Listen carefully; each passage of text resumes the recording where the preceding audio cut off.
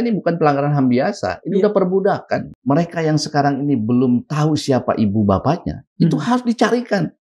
Sampai ketemu siapa orang tua mereka. Ini kan hak asasi luar biasa. Kami memetakan ada bentuk pelanggaran HAM, ada 6 di sana. Jenisnya, nomor 1 eksploitasi anak untuk tujuan ekonomi, kemudian pelanggaran hak atas pendidikan, kemudian juga penghilangan hak atas identitas dan asal usul keluarga. Keempatnya kekerasan fisik, psikis dan seksual, kemudian diskriminasi berbasis gender, kemudian kekerasan berbasis gender dalam konteks reproduksi. Nah, mudah-mudahan ini tidak anget-anget tai ayam, tidak baru sekarang ini. Terus menurut saya ini harus berlanjut. TGPF ini nanti harus sampai bisa juga mendeteksi selama ini ada nggak hengki-pengki dengan aparat. Boleh jadi kan dengan kekayaannya itu dia bisa menyuap ya para aparat apapun gitu. TGPF ini mungkin nanti itu akan lebih kepidananya. Nah, ketika pidana itu kemudian ada, menurut saya itu proses hukum. Ada semacam, kalau boleh dikatakan gerakan lah di publik saat ini untuk boikot terhadap TSI, karena kan TSI ini adalah kelanjutan bisnis daripada OCI. Saya kira kita hormati. Itu hak publik. Yang boikot itu hak publik. Ya, publik berhak melakukan itu.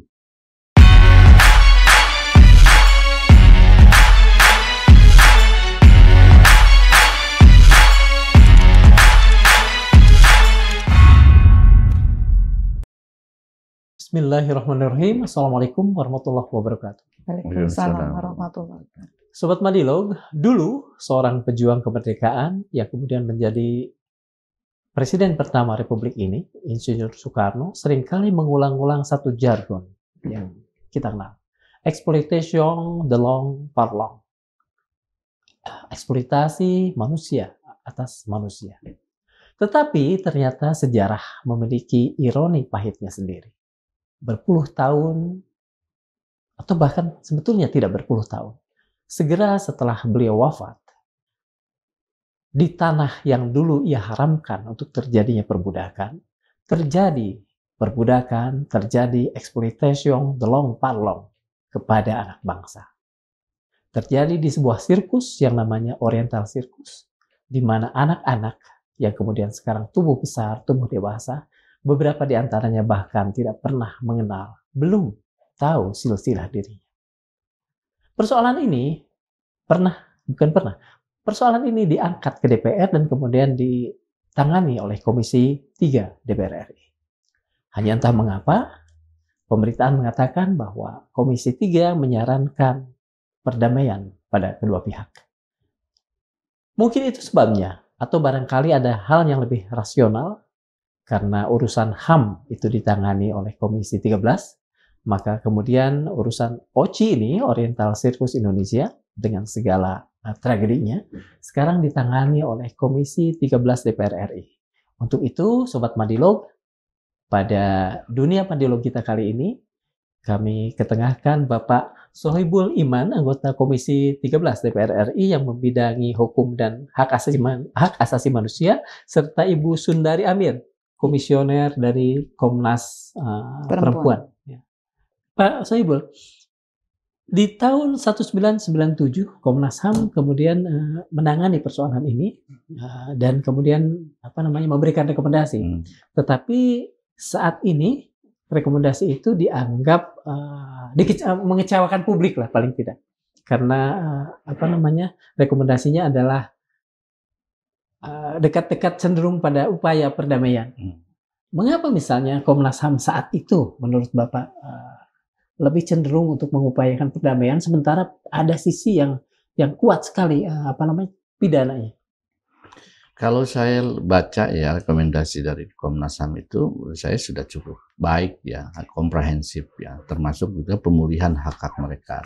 Tadi yang Ibu sampaikan kan, misalnya persoalan penghilangan identitas. Betul. Itu direkomendasikan agar itu kemudian harus dipulihkan. Mereka harus dicari, harus diperjelas identitas mereka. Ditrace gitu ya? Ditrace, termasuk juga persoalan mereka sekarang harus punya identitas kependudukan juga. Gitu.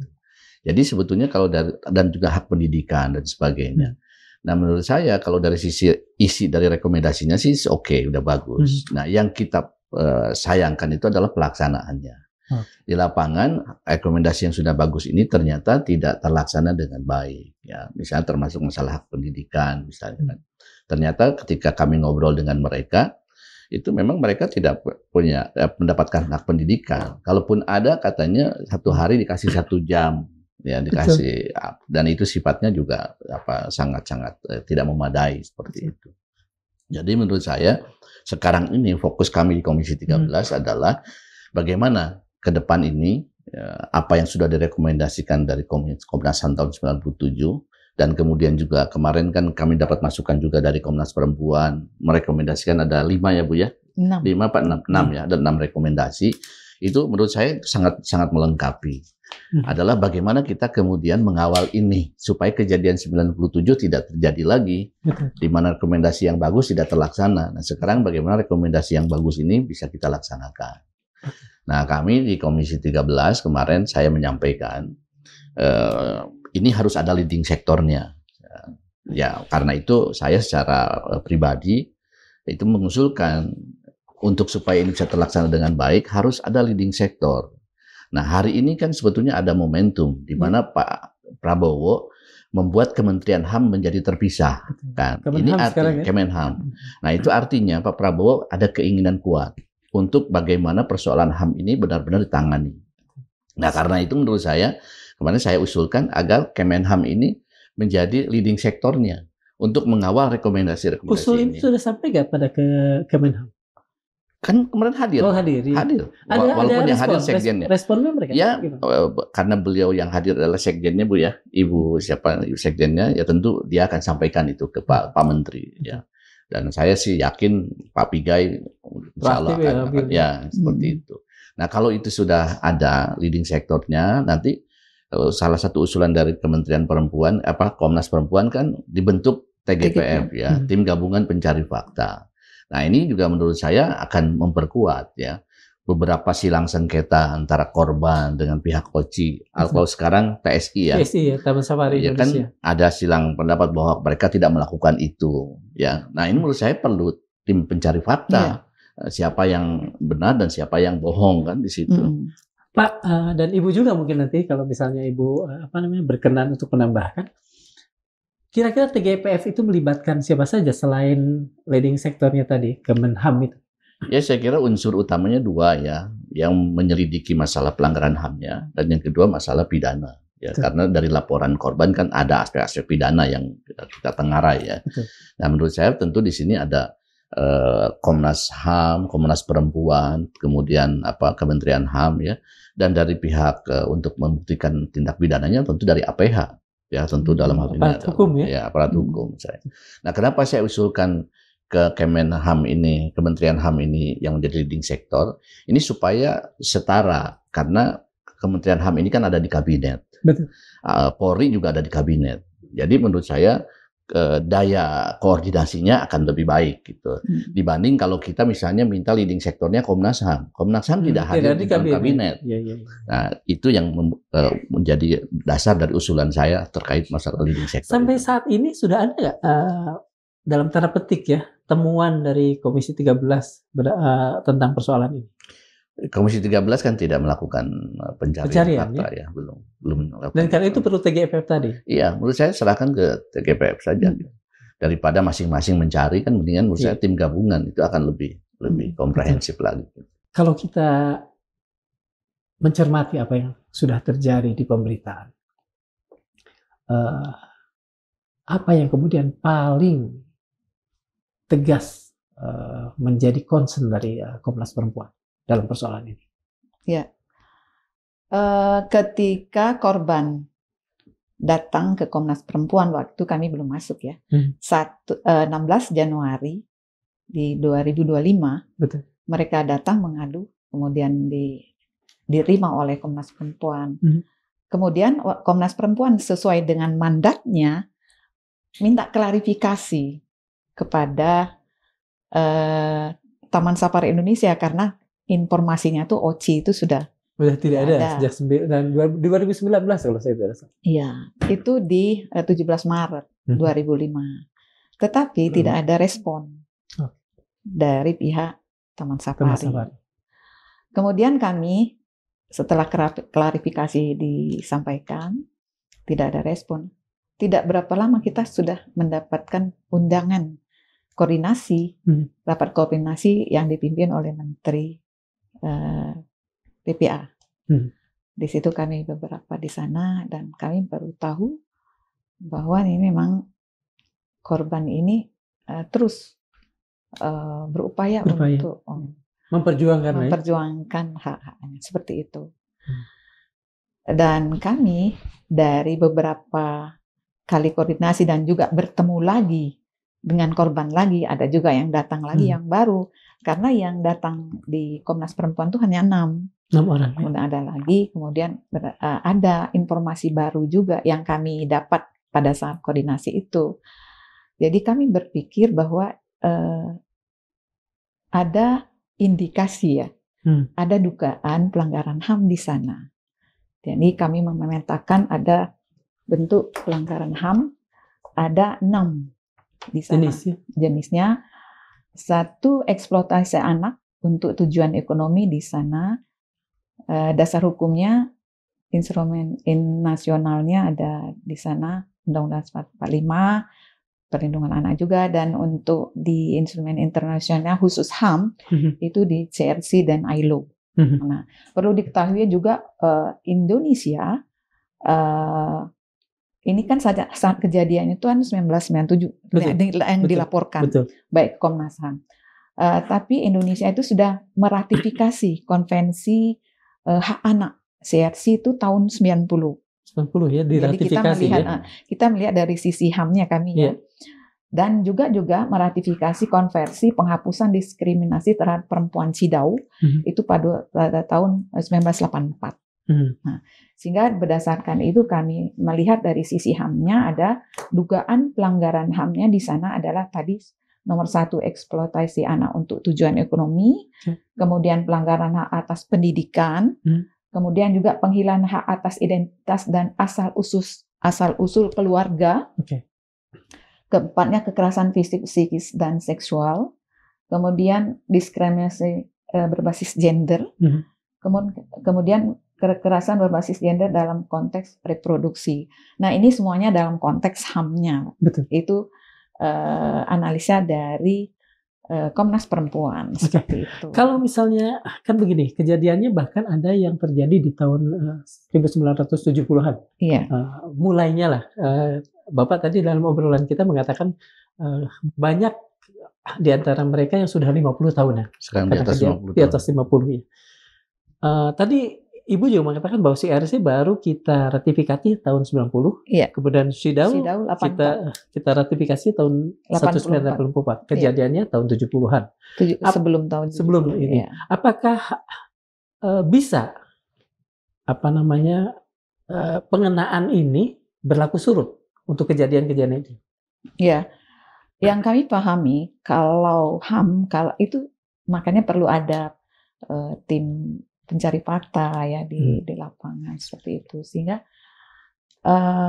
sebenarnya masalah berlaku surut kan harus dilihat lagi. Itu kan dugaan ya. Betul. Tapi kalau kami pahami pada waktu itu sudah turun juga dari Komnas HAM. Ada beberapa rekomendasi. Nah, seperti itulah. Apakah itu berlaku surut atau tidak? Sebetulnya kalau HAM berat itu nggak ada berlaku surut dia, karena ini termasuk HAM berat ya, Bu ya? Nah, itulah yang perlu dibuktikan dalam tim gabungan tadi. Kalau terbukti ini termasuk pelanggaran HAM berat? Kalau terbukti secara aturan lah gitu. Iya, apakah ada penyiksaan di sana seperti itu? Harus ada tim yang menilai itu karena sesuai mandat Komnas Perempuan tidak bisa ke sana. Tidak bisa melakukan penyelidikan, mencari fakta. Tapi saya kira yang dikatakan Pak Kang Darmawan tadi, itu kan terjadinya bukan on the spot tahun 70, tapi kan dia berlanjut. Betul. Jadi ketika ini dilaporkan tahun 97, boleh jadi kasusnya itu baru berlalu beberapa tahun. Di mana di tahun-tahun itu kan kita sudah meratifikasi dua-duanya. Betul. 84 sama tahun 90 kan. Iya. Jadi menurut saya karena ini bukan on one spot saja kejadiannya, berlanjut, jadi menurut saya ya jadi nggak ada masalah untuk kemudian kita perkarakan masalahnya. Mereka itu banyak yang sampai saat ini hidup tanpa identitas jelas ya. Bahkan tidak tahu silsilah. Mereka juga mendapatkan KTP beberapa baru-baru ini. Pengakuannya begitu. Iya. Mereka tidak tahu juga siapa ayahnya kadang-kadang. Orang tuanya. Apakah ini masuk ke dalam kategori mutilasi identitas yang menjadi perhatian sangat serius dari Komnas Perempuan? Iya. Itu termasuk satu tadi yang dugaan pelanggaran HAM itu ketika asal usulnya itu termasuk identitasnya itu, ya kan mereka ganti nama atau namanya siapa, orang tuanya atas nama siapa, seperti itu. Karena ketika mereka lapor kan tidak ada istilahnya kalau adopsi seperti apa kan ada legalnya dan lain-lain. Mereka nggak tahu semua itu, seperti itu. Pelanggaran-pelanggaran seperti ini, kalau boleh saya tahu, hukuman yang dirasa adil dan mungkin ada di KUHP itu apa, Bu? Penjara berapa lama misalnya?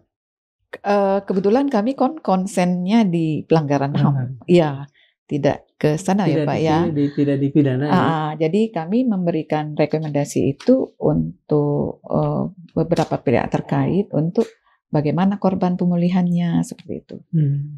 Kemudian korbannya harus kemana seperti itu. Cuman saya tambahkan juga terkait dengan Kementerian HAM, kami kemarin langsung besoknya itu kami diundang rapat Bapak Wamenham yang memimpin langsung rapat ya.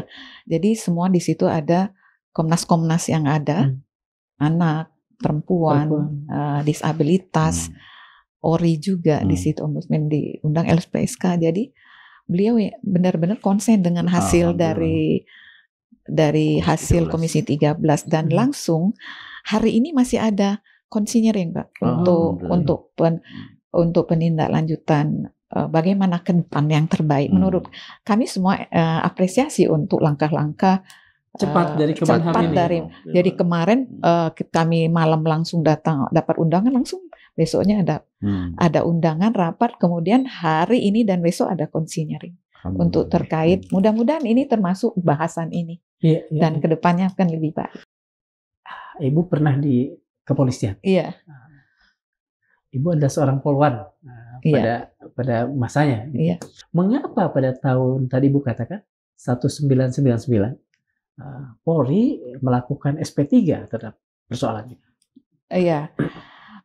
Kami dari Komnas Perempuan mendapatkan informasi itu baik dari korban maupun dari rapat koordinasi ya yang di lead oleh Kementerian PPA, juga kami dapat bahwa memang itu ada laporan di 97, kemudian ada laporan juga ke Komnas HAM. Komnas HAM juga memberikan rekomendasi kepada beberapa pihak termasuk OCI. Kemudian di tahun 99 itu SP3.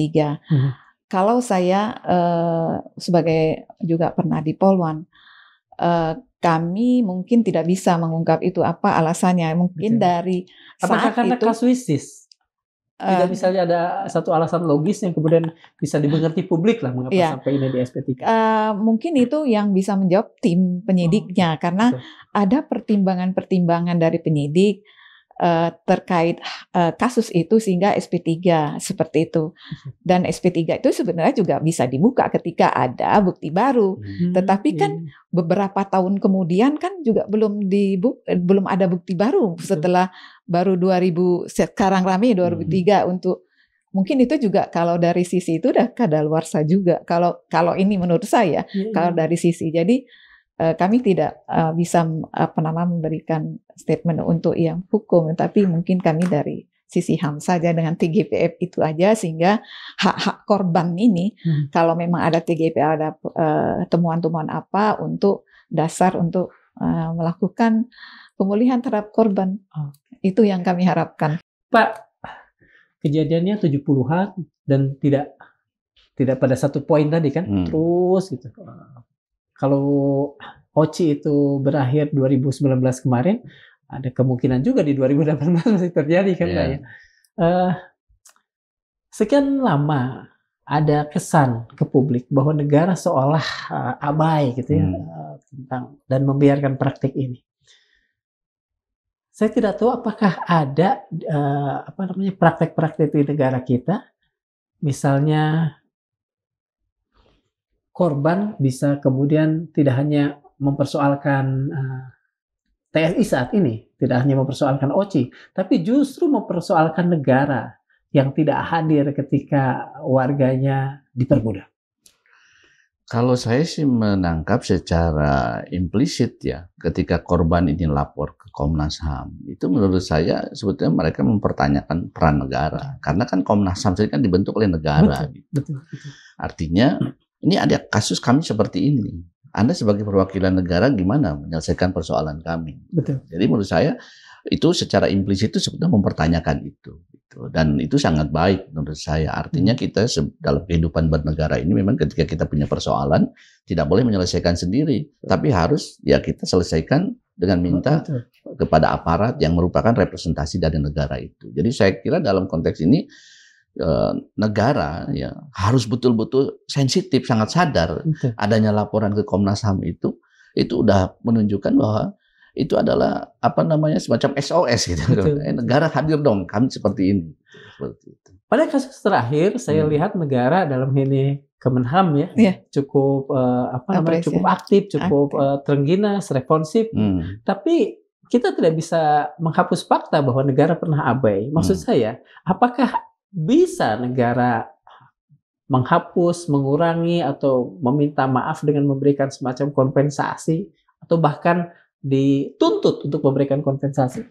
Kalau menurut saya sih sekarang inilah negara responsif aja sekarang. Selesaikan persoalan ini. Menurut saya itu akan memberikan rasa puas kepada korban itu. Tanpa harus kemudian menyalahkan apa yang lalu, minta kompensasi lalu. Menurut saya dari sekarang ini ketika negara serius, saya kira para korban akan sangat. Kemarin saja ketika mereka hadir di Komisi 13 dengan respon Komisi 13, saya tanya kan setelah itu mereka sangat senang dengan itu semua. Jadi menurut saya ada harapan itu. Bagi korban tuh itu harapan, dan negara hadir itu sudah luar biasa buat mereka itu. Tadi Bapak bicara soal harapan yang tumbuh kembali di korban. Kalau Bapak misalnya boleh menyimpulkan, harapan itu adalah harapan untuk memperbaiki mungkin posisi, mungkin asal-usul dan lain sebagainya, atau lebih pada harapan untuk menghukum mereka yang sudah berbuat keji di puluhan tahun belakang? Kalau saya sih melihatnya dua sisi ya, Kang Darmawan. Jadi pertama sisi pelanggaran hak asasi manusianya, yang kedua adalah tindak pidananya. Ya, dua ini menurut saya harus dipisahkan. Nah, dalam konteks pelanggaran HAM, menurut saya tadi sudah disampaikan oleh Ibu, menurut saya itu tuh sangat jelas sekali gitu. Artinya kita bisa dengan logika sederhana saja melihat fakta, common sense itu sudah jelas pelanggaran itu. Misalnya anak diambil dari orang tuanya, dipisahkan dari orang tuanya sampai kemudian tidak tahu identitasnya. Menurut saya itu pelanggaran HAM yang jelas, tidak perlu ada, bahkan tanpa pencari fakta pun menurut saya itu sudah fakta. Yang kedua, mereka jelas tidak diberi pendidikan. Itu kan juga fakta yang sekarang dialami oleh mereka. Jadi yang HAM ini menurut saya bisa segera diselesaikan. Nah, kalau untuk HAM kan menurut saya kan bukan hukuman kan. Betul. Nah, di sini tentu harus ada rehabilitasi, kemudian ada kompensasi buat mereka. Itu menurut saya bisa segera dilaksanakan. Nah, lain aspek kedua, yaitu masalah pidana. Menurut saya pidana yang perlu pembuktian. Nah, menurut saya TGPF ini mungkin nanti itu akan lebih kepidananya.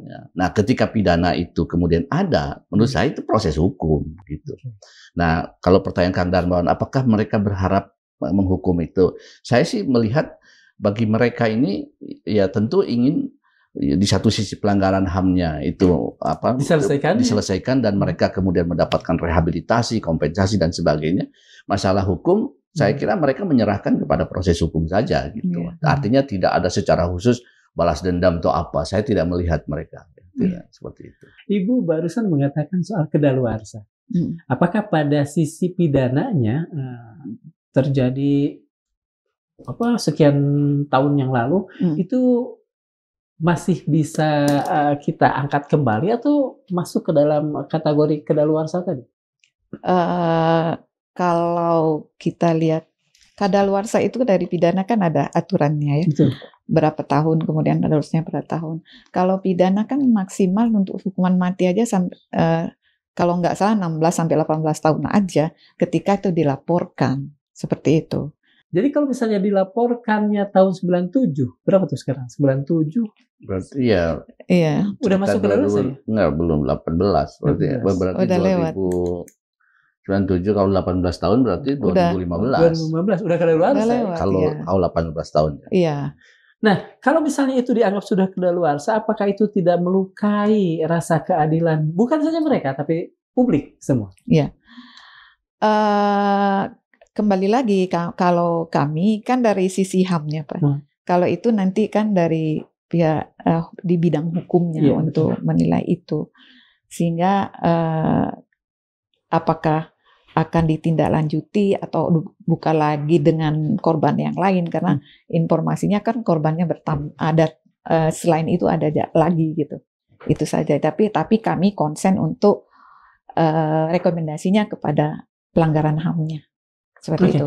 Seperti yang Bapak tadi katakan, ketika hasil TGPF tadi ada pelanggaran pidana yang bisa ditindaklanjutin itu, ya dipersilakan. Ya menurut saya dengan ada TGPF itu ada harapan. Ketika TGPF itu kemudian menemukan fakta-fakta pidana, saya kira itu bisa diproses secara. Kira-kira TGPF ini berapa lama lagi bisa terwujud, Pak Soebul Iman? Saya tidak bisa memperkirakan ya, tetapi tentu Komisi 13 sebagai mitra ke Kementerian HAM, kami akan mengawasi lah karena memang bahasa bukan menggedor-gedor ya. Bahasa undang-undangnya kan kami kan memang punya fungsi pengawasan kan. Ya kita akan mengawasi terus supaya Kementerian HAM ini bisa bekerja secepatnya untuk masalah itu gitu. Dan saya senang sekali kalau tadi Ibu Sundari sudah menyampaikan bahwa kami kemarin rapat hari Rabu kan, dan kemudian tadi ada usulan dari saya untuk supaya leading sektornya Kementerian HAM, ternyata malamnya ada undangan, besoknya ada pertemuan koordinasi, bahkan sekarang ada konsinyering. Konsinyering 2 hari. Itu menurut saya satu hal yang memberi harapan, bagus gitu. Nah mudah-mudahan ini tidak anget-anget tai ayam, baru sekarang ini terus. Menurut saya ini harus berlanjut sampai terbentuk TGPF dan kemudian menurut saya selesai persoalan ini gitu. Paling tidak kalau saya sih sangat optimis di sisi pelanggaran HAM-nya itu. Yang nanti ujungnya tentu adalah rehabilitasi, kompensasi kepada mereka gitu. Seperti yang saya concern sekarang misalnya rehabilitasi yang dimaksud. Mereka yang sekarang ini belum tahu siapa ibu bapaknya, itu harus dicarikan. Sampai ketemu siapa orang tua mereka. Ini kan hak asasi luar biasa. Itu menjadi bagian dari TGPF atau hanya TGPF merekomendasikan kembali seperti dulu Komnas HAM? Tidak. Menurut saya tim itu harus sampai menuntaskan seperti itu, sampai tuntas seperti itu. Artinya TGPF ini bisa bisa berlaku, bisa berjalan mungkin tahun-tahunan ya ukurannya. Ya sampai, saya kira tergantung kompleksitas masalahnya. Kompleksitas masalahnya. Termasuk juga menurut saya tadi kalau itu menemukan orang tua. Yang kedua, identitas mereka. Mereka di Dukcapil tidak terdaftar mereka ini sekarang. KTP nggak punya, akte lahir juga tidak ada. Kemarin ibu siapa tuh? Dia menemukan katanya di berangkas si majikan itu ternyata ada fotokopian akte lahir dia sama kakaknya gitu. Sampai dipegang-pegang itu sudah dokumen lusuh. Kan menurut saya ini kan satu hal yang miris di negeri yang sudah merdeka sekian lama. Kan ini kok masih ada masyarakat penduduk kita yang identitas saja nggak punya gitu. Nah itu harus diselesaikan menurut saya. Kemudian yang ketiga termasuk masalah pendidikan. Yang keempat ketika mereka sekarang misalnya ada yang mengalami kecacatan dan sebagainya, menurut saya itu harus direhabilitasi semuanya. Ini semua, ini menurut saya ini jauh lebih memungkinkan untuk bisa diselesaikan dibanding persoalan pidananya. Gitu. Sepertinya publik ingin agar mungkin kasar ya, agar tadi kan bahkan misalnya seseorang baru tahu tentang tentang data dirinya, itu puluhan tahun setelah dokumennya lusuh. Itu artinya ada monster-monster yang menutup identitasnya. Apakah negara tidak bisa langsung misalnya melakukan sesuatu untuk bukan memuaskan sebetulnya, untuk meredam rasa keadilan masyarakat, karena sampai saat ini monster-monster ini belum diapa-apakan, katakan saja begitu. Ya menurut saya itu pastilah menjadi sifat manusiawi kita lah. Betul. Mereka yang sudah berlaku jahat, bangunnya kan kita ingin dia dihukum sebagainya. Tapi karena kita negara hukum, tentu harus ada proses pencarian fakta-fakta terkait dengan pelanggaran-pelanggaran pidana itu. Saya sih tentu secara pribadi sih, saya juga maunya langsung aja orang itu dikerangkengnya di apa gitu kan. Tetapi kan kita tidak bisa begitu. Jadi menurut saya yang aspek pidana ini tadi, kalau TGPF ini bisa bekerja dan membuktikan itu, menurut saya itu akan bisa. Artinya proses pidana dengan kerjaan TGPF ini seri dong Pak ya? TGPF dulu, baru kemudian proses pidana. Ya kan harus menemukan fakta. Ya. Apalagi tadi kalau katanya sudah ada SP3, kan berarti harus menemukan bukti baru. Kan? 3 macan ini kan sudah dalam kondisi ujur, Pak. Apakah tidak akan menjadi mungkin sebuah cerita yang buruk, sebuah dalam tanda petik jurisprudensi, ketika negara bahkan sama sekali tidak bisa memberikan hukuman karena mereka terlanjur meninggal misalnya. Apakah tidak akan jadi sebuah skandal besar di sebuah negara hukum? Ya kita khawatirkan itu ya, tentu, karena kita juga ingin tentu pertama ya ada efek jera kan, supaya kalau ada orang jera kan yang lain tidak melakukan itu. Yang kedua ya tadi, supaya tidak jadi jurisprudensi bahwa begitu lemahnya negara dalam penegakan. Orang yang berbuat begitu tidak diapa-apakan lagi. Menurut saya itu jurisprudensi yang seperti itu kan menurut saya sangat buruk buat perkembangan bernegara kita ke depan. Sehingga di Komnas Perempuan juga memberikan rekomendasi bahwa pertama, pemulihan korban utama sekali ya, hak-haknya dia diberikan. Kemudian yang paling pentingnya tidak terulang lagi di masyarakat kita, dan kejadian seperti ini itu harapan rekomendasi dari. Tidak terulangi lagi itu ada akan dikuatkan kalau pelakunya tadi segera dihukum kan ya Bu ya. TGPF tadi kami harapan kami ya. TGPF cari fakta, ada prosesnya Pak. Bu, maaf ini Bu ya, saya bertanya kepada Ibu tidak sebagai seorang komisioner Komnas Perempuan, tidak sebagai seorang polwan, mantan polwan, tapi sebagai ibu rumah tangga lah.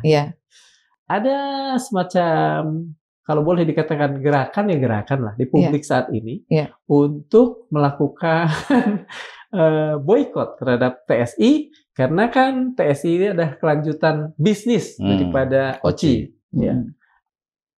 Gimana respon Ibu, pendapat Ibu tentang ajakan boikot ini? Sebenarnya ajakan untuk yang kurang baik sih tidak, saya tidak sepakat ya. Tetapi ini kan dalam proses sudah ditanggapi oleh Komisi 13, Komisi 3, juga bahkan sudah dengan respon cepat oleh Kementerian HAM. Dan bahkan hari ini ketua saya ikut konsinyering di konsinyering yang di-lead oleh Menteri HAM dengan melibatkan seluruh komnas-komnas yang ada di Indonesia. Dan kemarin juga berharap semua bahwa ini adalah pintu masuknya Komnas, maksudnya Kementerian HAM untuk bagaimana membuat prosedur yang lebih baik dari yang dulu. Komnas, maksudnya Menteri HAM ini akan melihat rekomendasi-rekomendasi dari sini. Mungkin mulai dari sekian akan lebih baik. Rekomendasi akan masuk ke kementerian, kemudian dari Kementerian HAM lah yang akan mengecek, karena ketika itu ke pemerintah dan dari Kementerian HAM yang akan mengawasi pelaksanaan rekomendasi. Dengan kata lain, Ibu mengimbau agar publik tetap mempertahankan kesabaran lah ya. Sabar, dan ini sudah ada respon cepat dari pemerintah juga. Pemerintah saat ini melakukan respon yang cepat. Tapi pemerintah-pemerintah sebelumnya itu bahkan mungkin tidak merespon bahkan ya. Kalau sudah puluhan tahun kan artinya tidak ada respon yang cukup cukup signifikan lah ya.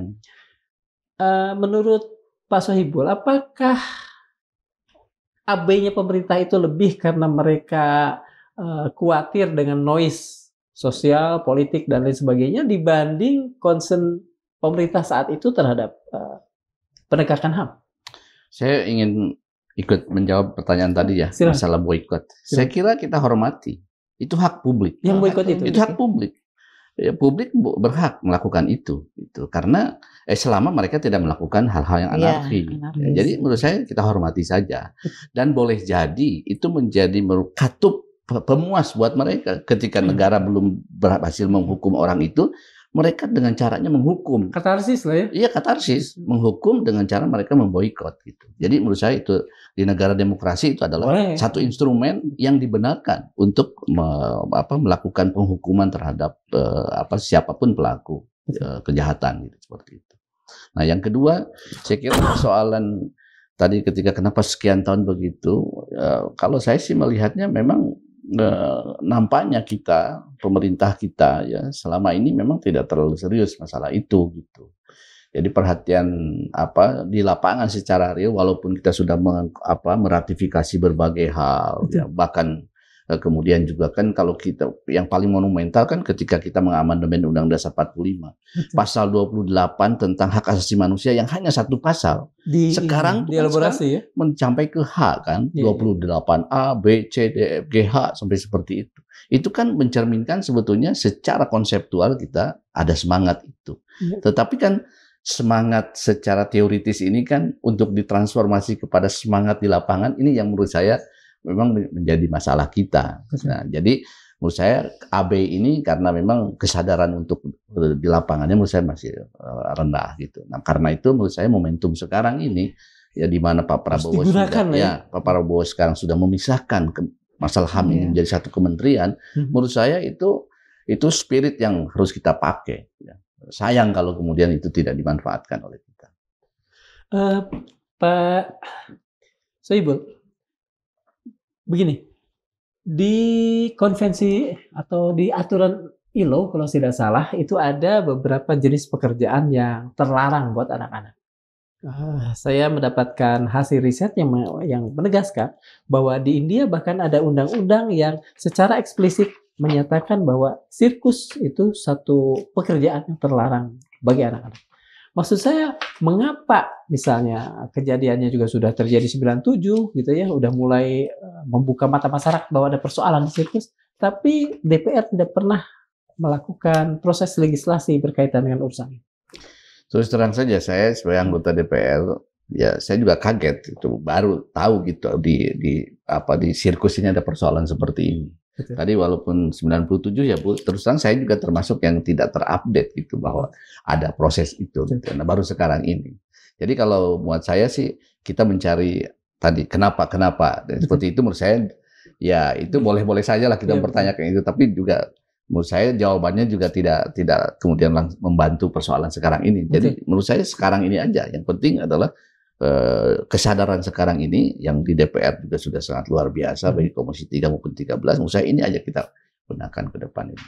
Termasuk kalau misalnya tadi betul kita harus mempelajari juga bagaimana India melakukan pelarangan terhadap itu. Itu siapa tahu kita bisa benchmarking. Jangan-jangan memang itu adalah sesuatu yang baik untuk dilarang juga gitu.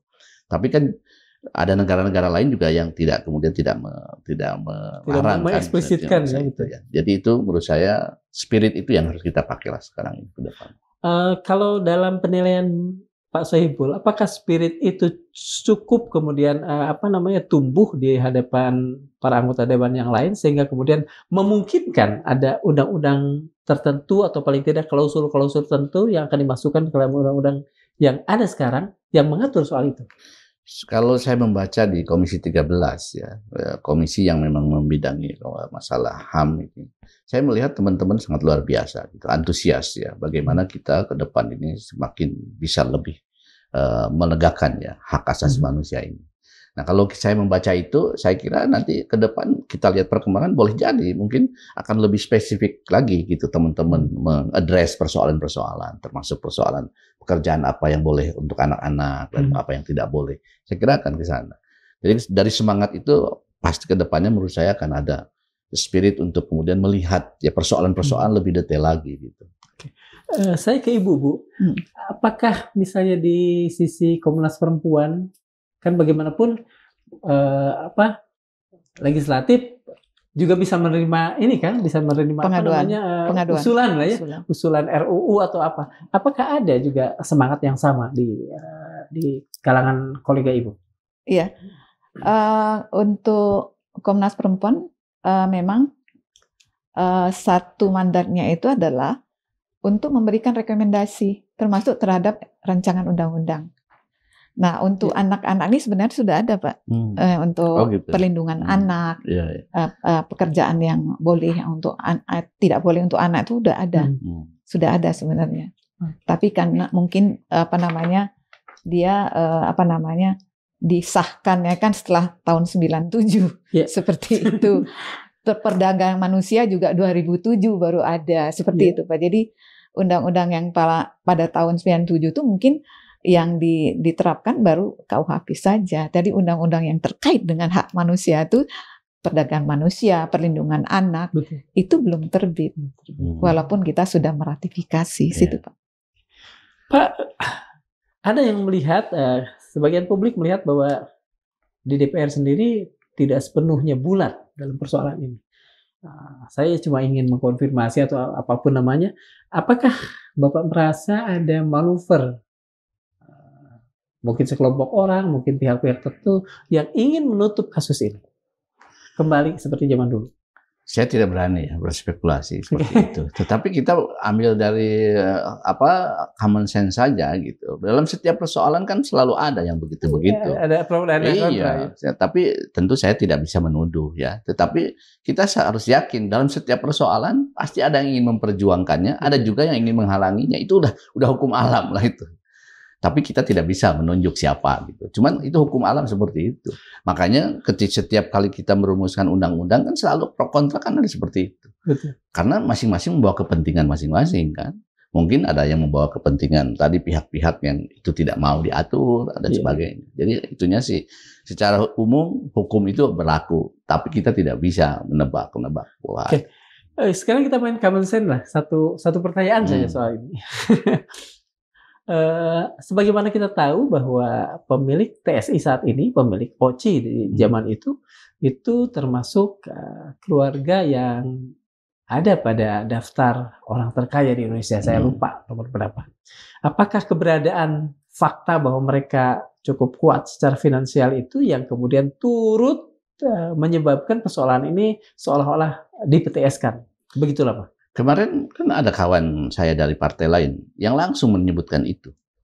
Dia katakan bahwa boleh jadi kan dengan kekayaannya itu dia bisa menyuap ya para aparat apapun gitu, sehingga kemudian persoalan ini menjadi terkatung-katung. Gitu. Ya saya kaget juga nih, kawan saya berani sekali ya. Tapi menurut saya kan berangkat dari common sense tadi, Pak. Orang punya uang sih bisa berbuat apa aja. Seperti itu. Nah makanya menurut saya TGPF itu harus turun. Bahkan kemarin ada teman juga yang mengatakan TGPF ini nanti harus sampai bisa juga mendeteksi selama ini ada nggak hengki-pengki dengan aparat selama ini. Bisa saja kan, bisa ditemukan juga oleh TGPF ini. Kenapa sampai baru pengaduan 97, 2 tahun kemudian tiba-tiba SP3. Itu kan bisa saja ada hengki-pengki kan. Seperti itu. Apakah nanti pada saat TGPF dibuat itu DPR kemudian ya semualah ya yang tergabung bersama Kemenham itu akan memberikan TGPF ini otoritas-otoritas yang kuat seperti apa misalnya yang merasa harus ada gitu agar persoalan ini bisa tuntas? Saya kira kan TGPF ini kan dalam sejarah kita sudah banyak dibentuk dulu. Jadi saya kira kita bisa benchmarking dari sana. Ya, apa-apa yang mungkin di TGPF yang lalu masih lemah, mungkin kita bisa tambahkan. Gitu. Tapi kita tidak berangkat dari titik nol. Artinya TGPF yang lalu-lalu bisa kita pelajari sebagai benchmarking kita. tentu ke sini TGPF harus lebih baik lagi daripada TGPF yang lalu. Tapi saya belum bisa karena saya belum mempelajari juga bagaimana yang lalu-lalu itu seperti apa gitu. Menurut saya nanti kalau kita sudah pelajari itu, nanti kita akan temukan mana yang sudah bagus. Tapi semangatnya udah sampai ke sana. Oh iya, kalau menurut saya sih semangat dari teman-teman sangat luar biasa kemarin. Kalau misalnya kita melihat satu pertanyaan terakhir barangkali ya, terhadap Ibu dan terhadap Bapak juga, apakah ada semacam tendensi bahwa di negara kita kadang-kadang stabilitas itu dianggap lebih penting daripada perjuangan untuk memberikan keadilan bagi seluruh masyarakat. Saya ingin dijawab oleh Ibu dan oleh Bapak. Silakan. Ibu dulu. Silakan. Oh ya, itu kesan ya, tendensi. Ya, betul. Kelihatannya kita sangat berharap untuk tidak terjadi di sekarang ya, karena dengan Presiden kita memisahkan kabinet ini menjadi hukum HAM dan hukum dan HAM sendiri, itu juga berarti harapannya konsen untuk HAM-nya ini. Nah, harapannya dengan itu, dengan terpisahnya dengan suasana hukum yang baru, jadi benar-benar istilahnya HAM di Indonesia ini benar-benar tidak maksudnya tidak ada pengurangan atau apalah seperti itu. Tidak lebih baik ke depan untuk bagaimana pemerintah untuk HAM masyarakat ke depan. Dengan kata lain, Ibu melihat bahwa kabinet Pak Prabowo ini memang kabinet yang concern dengan HAM, dengan keadilan, dengan ini pribadi. Kalau saya lihat pertama dengan pemisahan tadi, itu berarti memang konsen untuk ini.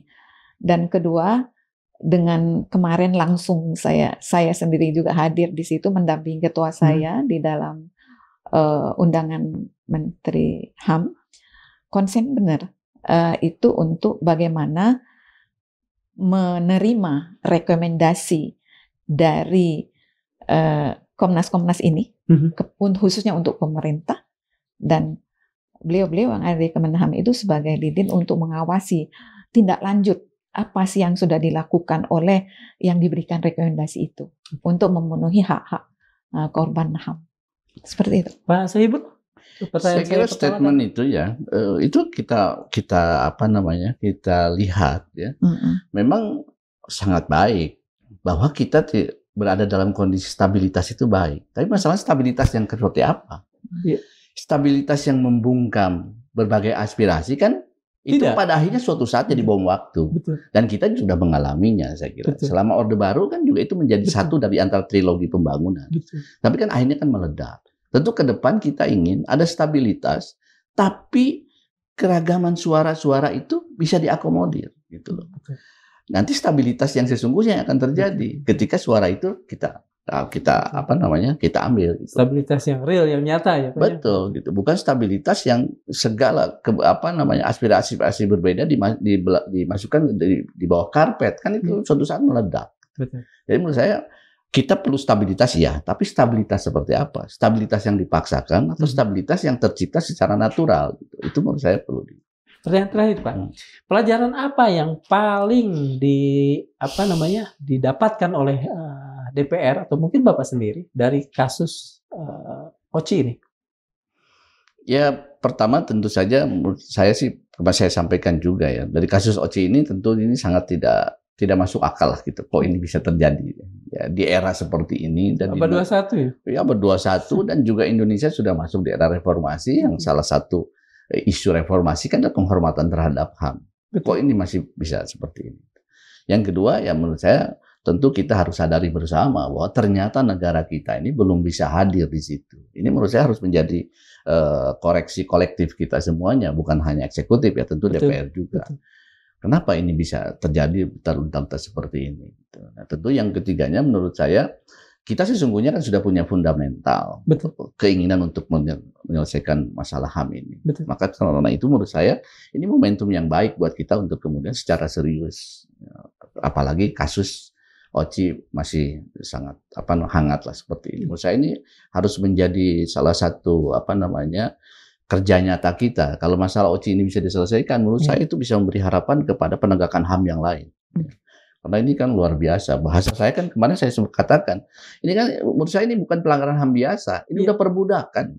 Dan istilah dari Komnas Perempuan juga kan child slavery kan, itu ada perbudakan anak. Iya, menurut saya seperti itu. Coba bayangkan Kang Darmawan, kemarin saya dengar cerita dari mereka. Ada seorang ibu yang maksudnya korban ini, dia baru tahu bahwa di grup sirkus itu ada abangnya juga. Dia baru tahu setelah dewasa. Ternyata ada abangnya juga menjadi pemain sirkus. Bagaimana hubungan adik dengan abang tidak diketahui. Karena ditutupnya itu ya. Betul. Baru setelah dewasa dia tahu, oh ternyata dia abang saya. Coba bayangkan secara nurani kita. Padahal setiap waktu ketemu, tapi tidak tahu kalau itu abang. Betapa identitas begitu ini. Bu, apakah Ibu melihat bahwa sebetulnya pahit atau tidak, kasus Oci ini menjadi sebuah blessing in disguise tersendiri buat Indonesia? Sebuah berkah tersendiri buat Indonesia. Ya, kebetulan saya udah masuk di Komnas Perempuan baru. Itu ya keberkahan. Sehingga dengan adanya kasus Oci, dengan adanya Menteri HAM sendiri, dengan Komnas-Komnas di sana kan ada Komnas Anak, Komnas Perempuan, semua lengkap. Dan juga dari DPR juga Komisi 13 juga khusus untuk HAM. Itu harapan kita untuk dari kasus ini bisa lebih baik ke depan ya, untuk menghargai hak asasi manusia. Tapi harus Kang diluruskan, jangan sampai yang blessing in disguise-nya itu bukan peristiwa di Oci-nya. Peristiwa di Oci-nya itu musibah buat kita. Tapi adanya keberanian untuk mengadukan ini, menurut saya ini blessing. Ada maknanya. Ini menjadi titik tolak kita untuk kemudian bisa memperbaiki pelaksanaan HAM kita di negeri kita ini. Untuk yang lain-lainnya semua. Secara menyeluruh, mudah-mudahan. Terima kasih Pak. Bu, saya akan menutup pertemuan kita dengan satu narasi. Negara ini pernah membiarkan anak-anak dijadikan budak, dipertontonkan seperti binatang sirkus, lalu dilupakan begitu saja tanpa identitas, tanpa asal-usul, tanpa keadilan. Dalam diam, kita semua ikut bersalah, membiarkan pelanggaran paling keji terhadap manusia terjadi demi tepuk tangan dan keuntungan segelintir orang. Dan ketika hukum bungkam, ketika negara memilih sunyi, maka keadilan pun kehilangan arti. Seperti kata Nelson Mandela, there can be no keener revelation of society's soul than the way in which it treats its children. Imam Ali bin Abi Thalib pernah berkata, kezaliman yang terus dibiarkan adalah pangkal keruntuhan sebuah bangsa. Dan Rasulullah SAW bersabda dalam hadis sahih riwayat Bukhari, tolonglah saudaramu yang zalim dan yang dizalimi. Ketika ditanya bagaimana menolong yang zalim, beliau menjawab, cegahlah dia dari berbuat zalim. Kini pertanyaannya bukan lagi apakah mereka korban, tetapi apakah kita masih punya nyali sebagai bangsa untuk menegakkan keadilan. Meski itu berarti membongkar dosa sejarah yang selama ini kita semua sama-sama tutup-tutupi. Assalamualaikum warahmatullahi wabarakatuh. Waalaikumsalam.